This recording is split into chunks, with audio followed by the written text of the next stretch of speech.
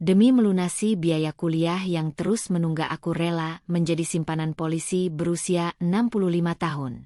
Tapi ternyata, Lina adalah seorang mahasiswi semester 4 yang hidup dalam kesederhanaan. Kedua orang tuanya hanyalah petani kecil di desa, sementara ia berjuang keras di kota untuk meraih gelar sarjana. Namun, biaya kuliah yang terus menumpuk dan kebutuhan hidup yang semakin tinggi membuat Lina berada di ambang putus asa. Di tengah kebingungan itu, seorang teman mengajaknya bertemu dengan seseorang yang disebutnya dermawan. Awalnya Lina ragu, namun kebutuhan yang mendesak membuatnya tak punya banyak pilihan.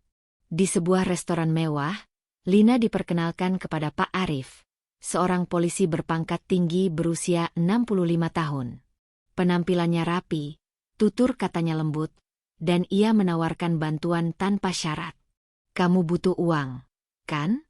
Untuk kuliah dan hidup sehari-hari," ujar Pak Arif sambil menyandarkan punggungnya di kursi. Lina mengangguk pelan. "Iya, Om. Saya benar-benar kesulitan." Pak Arif tersenyum tipis. "Kamu tinggal dekat sama Om. Nanti Om yang tanggung semua kebutuhanmu. Kamu nggak perlu pusing soal uang lagi," ucapnya sambil meletakkan secari kartu nama di atas meja. Lina menggenggam kartu itu dengan tangan gemetar. Di sanalah perjalanan hidupnya yang baru dan penuh misteri dimulai. Lina tidak pernah membayangkan bahwa hidupnya akan berputar seperti ini. Apa yang awalnya dimulai sebagai jalan keluar dari masalah finansial kini telah berubah menjadi penjara yang membelenggunya. Kehidupannya dengan Pak Arif, seorang polisi berusia 65 tahun, penuh dengan kemewahan dan kenyamanan. Tetapi semakin lama, ia mulai merasa ada sesuatu yang sangat salah. Setiap pagi, Lina bangun di apartemen mewah yang diberi Pak Arif. Semua kebutuhan materialnya terpenuhi, dari pakaian, mobil, hingga makanan yang selalu mewah. Pak Arif selalu memastikan ia mendapatkan yang terbaik. Namun di balik itu, Lina mulai merasakan kegelisahan yang semakin besar. Kehidupan yang tampak sempurna ini menyembunyikan rahasia gelap yang makin sulit untuk diabaikan. Pak Arif, yang selama ini ia anggap sebagai orang yang menolongnya, ternyata tidak sebaik yang ia kira. Meskipun ia sering mengingatkan Lina bahwa ini semua demi masa depan Lina, namun ada perasaan tidak nyaman yang terus menghantui. Terkadang, Pak Arif akan memandangi Lina dengan cara yang membuatnya merasa sangat tidak enak. Di sisi lain, Pak Arif juga menuntut Lina untuk selalu ada di sisinya, menemaninya di berbagai acara formal dan sosial, kadang hingga larut malam. Kehidupan yang tampak seperti istana ini juga dipenuhi oleh pengawasan yang ketat. Lina merasa seperti ada yang selalu mengawasinya, bahkan saat ia hanya ingin keluar untuk sekedar membeli bahan makanan atau bertemu teman-teman lama. Semua harus atas izin Pak Arif. Setiap kali ia mencoba untuk menghubungi teman-temannya, Pak Arif akan memberikan alasan untuk menundanya.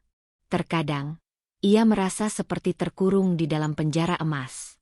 Pada suatu malam, saat Lina sedang duduk di ruang tamu, Pak Arif muncul dengan sebatang cerutu di tangan, wajahnya penuh perhatian. "Kamu baik-baik saja, Lina?"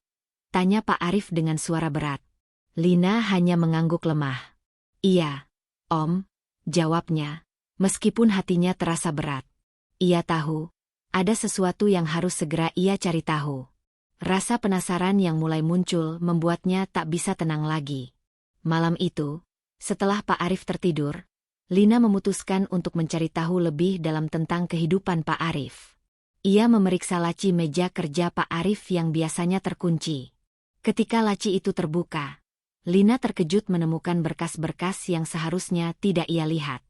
Di dalamnya ada foto-foto orang yang tampak tertekan dan beberapa dokumen yang menyinggung soal pekerjaan yang lebih gelap daripada yang ia bayangkan. Lina menelan ludah. Dia tahu, dirinya semakin terjebak dalam kehidupan yang jauh lebih buruk daripada yang ia duga. Hati Lina berdebar kencang saat ia menyadari bahwa hidupnya kini bukan hanya dipertaruhkan oleh pekerjaan yang ia terima, tetapi juga oleh rahasia yang semakin menggila. Lina merasa terjepit antara kewajiban dan perasaan pribadinya. Kehidupan yang awalnya tampak sempurna kini mulai terasa semakin menekan. Semakin lama ia tinggal bersama Pak Arif, semakin sering ia merasakan kehadiran pria tua itu mengganggu. Pak Arif tak hanya memberi materi, tetapi juga terus mengawasi setiap gerak-geriknya. Setiap kali Lina ingin bertemu dengan teman-temannya, Pak Arif selalu memberikan alasan agar Lina tetap tinggal di apartemen. Suatu malam, setelah makan malam mewah di restoran favorit Pak Arif, Lina merasa lelah dan bingung. Ketika mereka berjalan pulang menuju apartemen, Pak Arif berbicara dengan nada yang lebih serius. "Kenapa kamu selalu menghindar dariku, Lina?" tanya Pak Arif, suaranya penuh penekanan. Lina berhenti sejenak, menatap wajah pria tua itu yang kini semakin dekat dengan dirinya. "Aku hanya ingin hidup normal, Om," jawabnya pelan. "Aku sudah merasa cukup berhutang budi padamu." Pak Arif tertawa kecil. "Hutang budi?" katanya. "Kita tidak perlu bicara tentang itu, Lina. Ini semua demi masa depanmu. Kita akan selalu bersama, kamu dan aku." Namun, Lina merasa semakin tidak nyaman dengan kata-kata Pak Arif. Ada sesuatu yang mengerikan dalam cara pria itu memandangnya. Perasaan itu semakin kuat ketika ia mendapati sebuah dokumen di meja kerja Pak Arif yang tampaknya tidak sengaja tertinggal. Dalam dokumen itu, tertulis nama-nama beberapa wanita, termasuk dirinya, dan rencana perjalanan yang melibatkan negara-negara asing. Malam itu, Lina merasa takut. Ia tahu, dia sedang terjebak dalam sesuatu yang lebih besar dari yang bisa ia bayangkan. Ketakutannya semakin menguat, namun ia tak tahu harus kemana. Semua pintu seakan tertutup rapat. Sambil berpikir, Lina membuka pesan dari temannya yang dulu. "Lina, kamu harus keluar dari situ sebelum terlambat." Perasaan takut yang sebelumnya mengendap kini semakin nyata. Lina mulai mempertanyakan dirinya sendiri. Apakah ia bisa keluar dari situasi ini? Atau apakah dia sudah terlalu dalam terjerat? Keputusan yang harus diambil semakin sulit. Dan Lina merasa hidupnya kini berada di ujung tanduk. Lina merasa ketakutan yang semakin menggerogoti dirinya. Setiap kali Pak Arif pergi, ia merasa seperti dibebaskan untuk bernafas sejenak. Namun ketakutan akan kembali berada di bawah kendali pria itu selalu menghantuinya. Dan semakin lama ia bertahan, semakin besar perasaan terperangkap yang ia rasakan.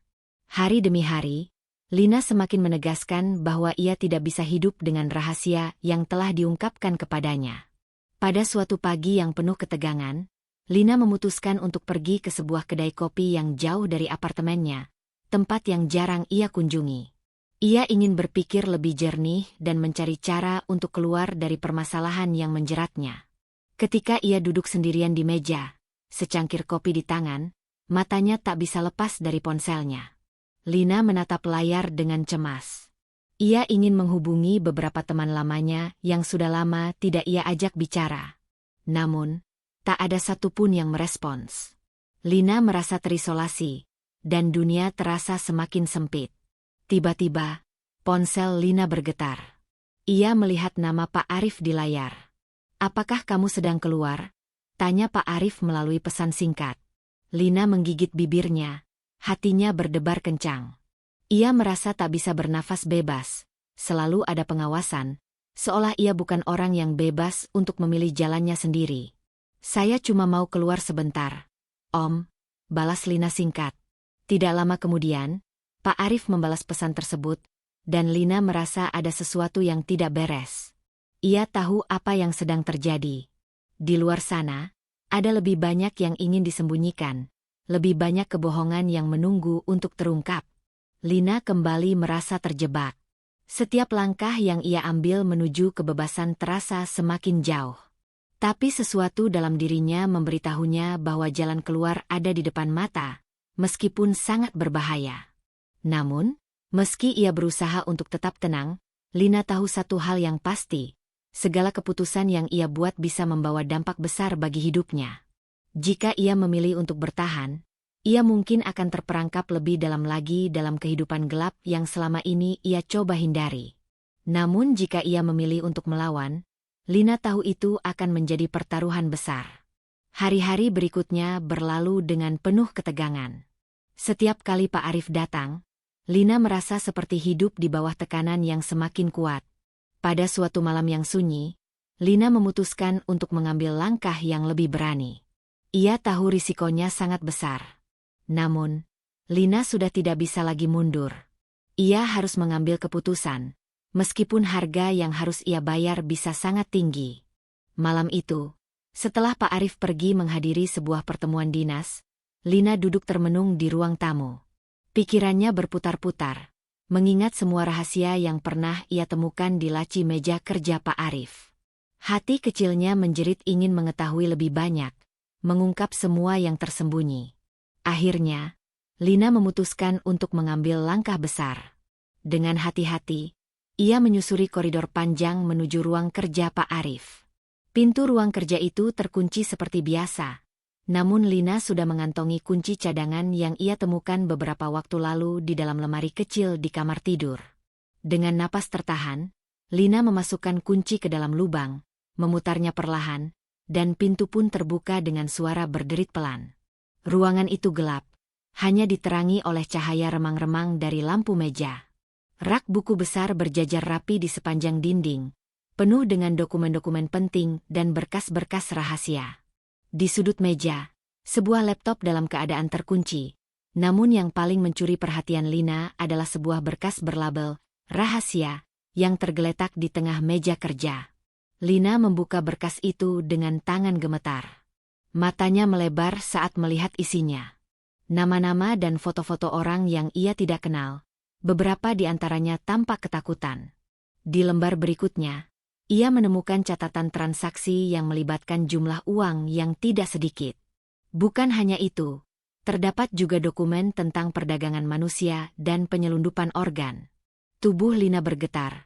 Ia tak percaya dengan apa yang dilihatnya. "Ya Allah," bisiknya pelan. Ini gila." Tiba-tiba suara langkah kaki terdengar dari luar ruangan. Lina panik. Ia segera menutup berkas itu dan menaruhnya kembali di tempat semula. Dengan napas terengah-engah, ia bergegas menuju pintu, namun suara langkah itu semakin dekat. Lina tak punya pilihan lain. Ia berlari kecil menuju lemari besar di sudut ruangan dan membuka pintunya. Di dalamnya penuh dengan jas dan seragam dinas Pak Arif.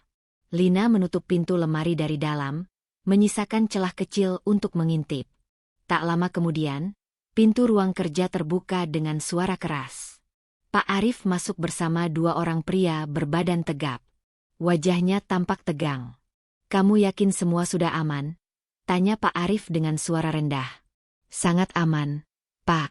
Tidak akan ada yang tahu," jawab salah satu pria tersebut. Pak Arif mengangguk pelan, lalu menyalakan laptopnya. Sambil mengetik beberapa perintah di layar, ia melanjutkan pembicaraannya. "Kita tidak boleh ada kesalahan. Jika sampai ada orang luar yang tahu, habisi mereka," ucapnya dingin, tanpa ekspresi. Lina menutup mulutnya rapat-rapat, berusaha menahan suara napasnya agar tidak terdengar. Di dalam kegelapan lemari itu, ia tahu satu hal. Hidupnya kini berada di ujung tanduk. Rahasia besar yang baru saja ia ketahui akan mengubah segalanya. Dan kini, tidak ada lagi jalan untuk mundur. Sejak malam itu, hidup Lina berubah total. Ketakutan menjadi bagian dari kesehariannya. Setiap kali Pak Arif datang, ia berusaha tersenyum dan bersikap seolah tidak ada yang berubah. Namun di balik itu semua, pikirannya terus-menerus menyusun rencana untuk melarikan diri. Berkas rahasia yang ia temukan di ruang kerja Pak Arif terus menghantuinya, seolah memberi peringatan bahwa ia tidak aman. Lina tahu bahwa Pak Arif memiliki koneksi kuat. Ia tidak bisa sembarangan melarikan diri, apalagi mengungkapkan kebenaran kepada siapapun. Namun, diam juga bukan pilihan. Maka, Lina memutuskan untuk bertindak cerdik. Ia mulai menyimpan uang secara diam-diam setiap kali diberi uang belanja oleh Pak Arif. Sedikit demi sedikit, jumlahnya mulai terkumpul. Suatu malam, ketika Pak Arif harus melakukan perjalanan dinas selama 2 hari, Lina tahu inilah kesempatan yang selama ini ia tunggu. Tanpa menunggu lebih lama, Ia mengemasi beberapa barang penting dan memasukkannya ke dalam tas kecil. Beberapa lembar dokumen yang ia salin secara diam-diam juga ikut ia bawa, sebagai bukti jika suatu saat ia perlu bersaksi.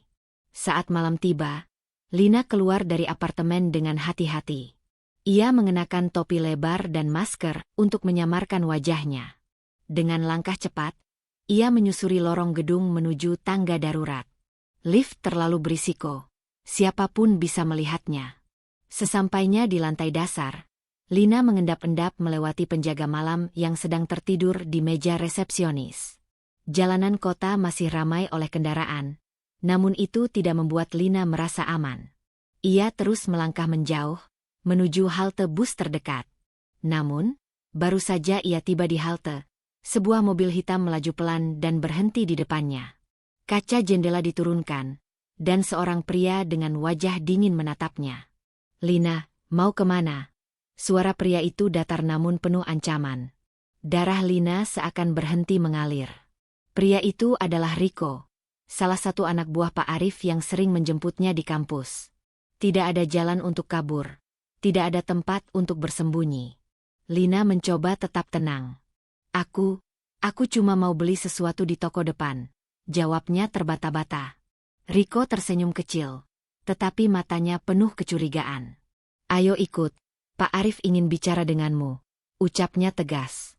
Tapi aku cuma sebentar," elak Lina. Riko membuka pintu mobil dan menatap Lina dengan tatapan dingin. "Sekarang, Lina," perintahnya tanpa keraguan. Lina tahu, jika ia masuk ke dalam mobil itu, hidupnya tidak akan pernah sama lagi. Namun, jika ia melawan, nyawanya mungkin menjadi taruhan. Lina menatap sekeliling, berharap menemukan seseorang yang bisa ia mintai tolong, tetapi jalanan terlalu sepi dan sunyi. Pilihan Lina kini hanya dua, melarikan diri dengan segala risiko, atau masuk ke dalam mobil itu dan menerima nasib yang tidak pasti. Dengan napas tertahan, Lina mengambil keputusan. Ia meraih tas kecilnya dengan erat, lalu berbalik dan berlari sekencang-kencangnya menyusuri jalan. Riko berteriak memanggilnya, namun Lina tidak peduli.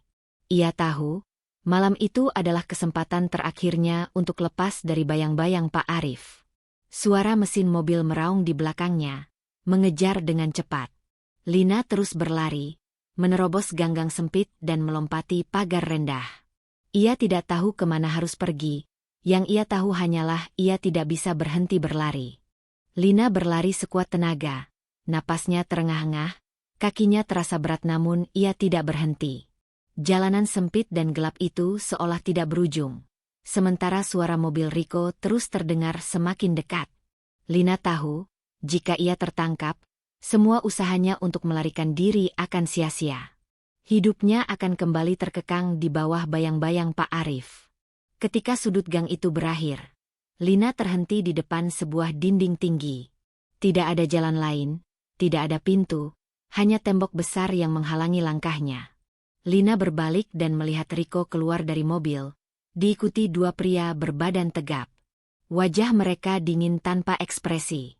"Lina, aku sudah bilang, nggak ada yang bisa kabur dari Pak Arif," ucap Riko sambil melangkah maju dengan tenang. "Kamu pikir bisa lari? Kamu pikir bisa sembunyi? Pak Arif punya mata di mana-mana." Lina menggigit bibirnya, matanya berair menahan ketakutan yang memuncak. "Aku nggak mau kembali. Aku nggak mau lagi jadi simpanannya. Aku muak hidup seperti ini," teriak Lina dengan suara bergetar. Riko hanya tersenyum sinis. "Itu bukan pilihanmu, Lina," katanya pelan, namun menusuk.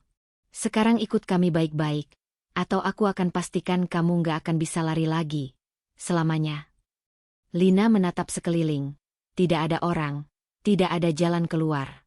Hanya tembok tinggi dan pria-pria berseragam gelap yang siap menyeretnya kembali. Namun, sebelum Riko sempat menyentuhnya, suara sirine polisi menggema di kejauhan, semakin lama semakin keras. Riko tampak terkejut, matanya mencari-cari sumber suara. "Sial! Siapa yang melapor?" desisnya sambil menatap anak buahnya. Mereka bergegas menuju mobil, namun terlambat. Dua mobil patroli berhenti di ujung gang, beberapa polisi bersenjata turun dan mengepung lokasi. "Lina, kamu baik-baik saja?" Suara seorang polisi wanita memanggil dari kejauhan. Lina menoleh, matanya berkaca-kaca melihat seseorang yang ia kenal. Maya, teman SMA-nya yang kini menjadi seorang perwira polisi. Lina menangis tersedu-sedu. "Maya, tolong aku, tolong aku." Isaknya dengan suara lirih. Riko dan anak buahnya tidak sempat melarikan diri. Mereka diborgol dan dibawa ke mobil polisi, sementara Lina dipeluk erat oleh Maya. "Kamu aman sekarang," bisik Maya menenangkan. Beberapa minggu setelah kejadian itu, Pak Arif ditangkap di kantornya atas dugaan keterlibatan dalam jaringan perdagangan manusia dan kasus suap yang melibatkan berbagai pihak. Berkas rahasia yang Lina bawa menjadi bukti penting yang mengungkap jaringan tersebut ke publik. Lina akhirnya terbebas dari cengkeraman Pak Arif. Ia kembali melanjutkan kuliahnya dengan beasiswa yang diberikan oleh pemerintah sebagai bentuk apresiasi atas keberaniannya mengungkap kasus besar tersebut. Kini, hidup Lina berubah total. Meskipun masa lalunya kelam, ia bangkit dan memulai lembaran baru. Ia bertekad menyelesaikan pendidikan dan membantu korban-korban lain yang pernah terjebak dalam situasi serupa. Bagi Lina, kebebasan bukan sekadar soal keluar dari penjara fisik, tetapi juga keluar dari jerat ketakutan yang selama ini membelenggunya.